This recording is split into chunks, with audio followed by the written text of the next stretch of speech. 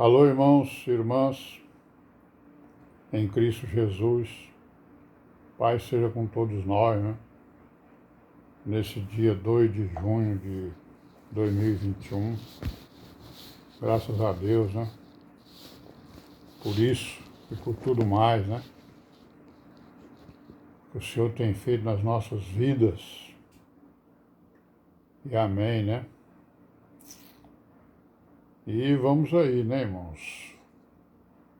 Continuar aí na nossa pequena caminhada, pequena meditação, e também na grande caminhada, né, em direção à Nova Jerusalém,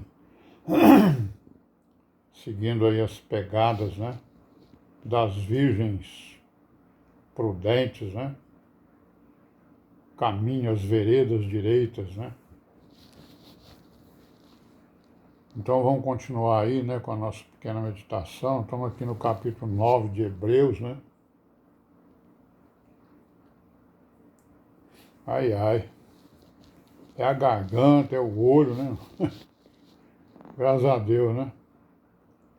E estou aqui meio entrevado também, né? Com a coluna travada aqui, graças a Deus. Bem uns 10 dias já. Mas vou me arrastando aqui pela casa.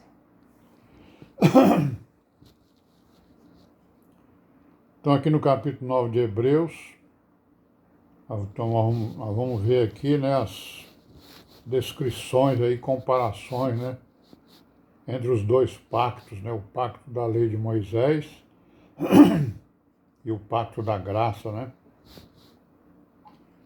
que o apóstolo está escrevendo, né, aos hebreus, né. Tudo leva a crer que ele escreveu aqui de Roma, né. Logo depois ele foi decapitado lá em Roma.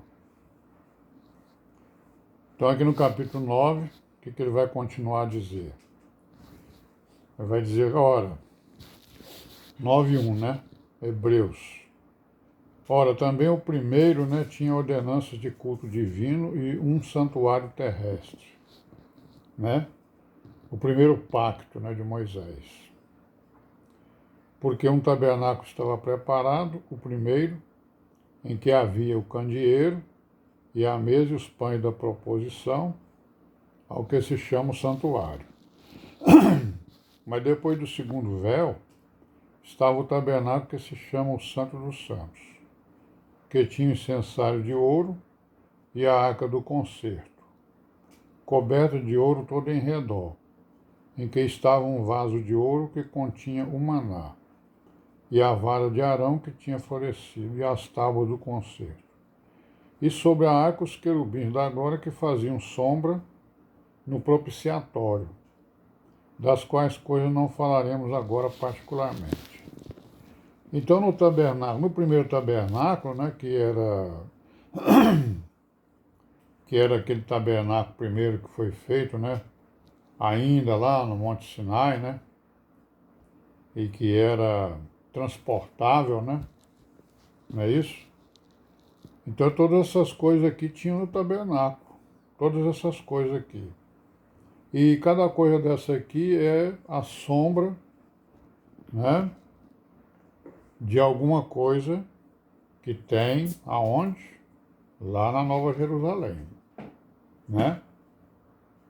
Tudo isso aqui tem o seu, é a sombra de alguma coisa, significando exatamente as coisas celestiais, como nós vamos ver, como está escrito aqui no próprio livro de Hebreus, né? Ali no capítulo 10, versículo 1, está assim, ó. Porque tendo a lei a sombra dos bens futuros, e não a imagem exata das coisas, nunca pelos mesmos sacrifícios que continuamente se oferecem cada ano, pode aperfeiçoar os que a eles se chegam. Então são sombras, né? Todas essas coisas aí, né? O incensário, o segundo véu, né? Incensário de ouro, os vasos, né? A vara de Arão, né? A arca, os querubins. Tudo isso aí são sombras das coisas futuras, né? São sombras das coisas que tem lá na Nova Jerusalém. Que nós sabemos que é uma grande cidade, né? pelas medidas, né, que tem lá no Apocalipse e que também tem nos profetas, né, mas principalmente no Apocalipse, essa, o tamanho dessa cidade, dessa grande cidade, varia entre 200, 300 mil quilômetros quadrados, é o dobro da área do Ceará, né? Mas ela pode ser também uma cidade em torno de uns 5 milhões de quilômetros quadrados. Isso aí dependendo do que a gente assumir como uma medida, né, em quadrado que foi dada lá no Apocalipse. Que depois, né, se algum irmão quiser os detalhes, a gente pode passar aí para os irmãos. Mas é só fazer os cálculos lá. Vai lá para o Apocalipse, aí tem lá as medidas, né? 2.000 estádios, não sei o quê, multiplica lá pelo número de metros e tal, sai multiplicando. Ela está enquadrado, né? Então fica fácil da gente calcular a área da grande cidade. Então é um mínimo de mais ou menos 300 quilômetros quadrados e mais ou menos 5 milhões de quilômetros quadrados é o máximo. Então é uma grande cidade, né? Então no versículo 6 está o que? Ora, estando estas coisas assim preparadas, né? A todo tempo entravam os sacerdotes no primeiro tabernáculo, cumprindo os serviços, né? Então o tabernáculo ele é dividido em duas partes, né? O santo e o santo dos santos, né? Mas no segundo, ó, só o sumo sacerdote, uma vez por ano, não sem sangue, que oferecia por si mesmo e pelas culpas do povo, dando nisso a entender o Espírito Santo que ainda o caminho do santuário não estava descoberto, enquanto se conservava em pé o primeiro tabernáculo, que é uma alegoria para o tempo presente, ou uma sombra, né? Em que se oferecem dons e sacrifícios, que quanto à consciência, não podem aperfeiçoar aquele que faz o serviço, consistindo somente em manjares e bebidas e várias abluções e justificações da carne, impostas até o tempo da correção, né? Até o tempo da graça, né? Então a adoração ela consistia em quê? Em se utilizar o tabernáculo, né? E as funções dos sacerdotes, e ela consistia em quê? Em manjares, né? Não é isso? Sacrifícios, né? Manjares, bebidas, abluções, que ablução significa o quê? Lavagens, né? E justificações da carne, impostas até o tempo da correção.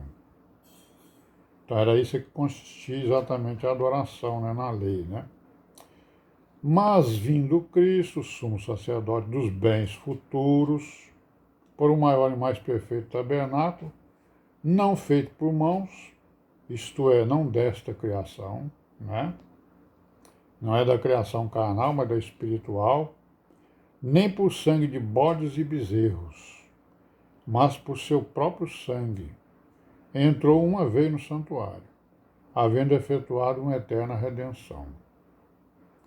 Porque se sangue dos touros e bodes e a cinza de uma novilha esparzida sobre os imundos o santifica quanto à purificação da carne, quanto mais o sangue de Cristo, que pelo Espírito Eterno se ofereceu a si mesmo imaculado a Deus, purificará as vossas consciências das obras mortas para servires ao Deus vivo. Mais aí, né? Mais atributos agora ao sacrifício e a obra de redenção que o Senhor Jesus Cristo fez, né? Que tem muito mais valor, né? Aliás, são valores infinitos, incalculáveis, né? E por isso ele é mediador de um novo testamento, para que, intervindo a morte para a remissão das transgressões que havia debaixo do primeiro testamento, os chamados recebam a promessa da herança eterna, né? Então a redenção ela vem trazer exatamente a promessa da redenção eterna e da salvação eterna, né? E da herança eterna. E amém por hoje. Paz seja com todos nós e até amanhã, se Deus quiser.